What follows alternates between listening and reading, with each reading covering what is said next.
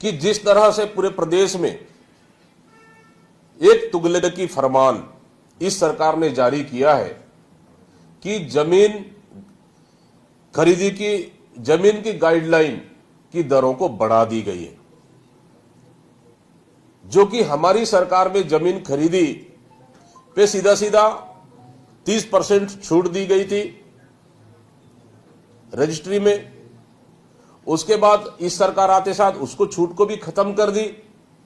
और 10 गुना जमीन गाइडलाइन की रेट इस सरकार ने बढ़ा दी है। इससे कहीं ना कहीं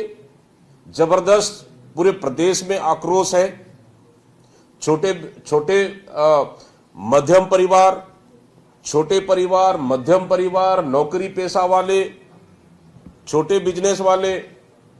जो जमीन खरीदकर घर बनाना चाहते हैं, उनके लिए जमीन खरीदना अब सपना रह गया है। आखिर जो बहुत से ऐसे छोटे जमीन के कारोबार हैं, उन कारोबारियों का भी धंधा चौपट हो चुका है और बहुत से ऐसे लोग हैं जो जमीन खरीदी में एडवांस पैसा देके रखें, उनका क्या होगा। मतलब कुल मिलाकर ये सरकार सिर्फ अपने फायदा के लिए इन 2 सालों की काली कमाई को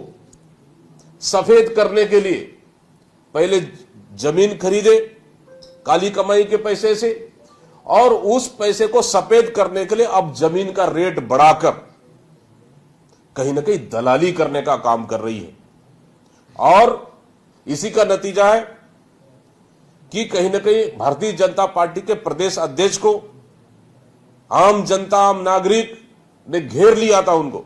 लेकिन सरकार जवाब तक नहीं दे पा रही है।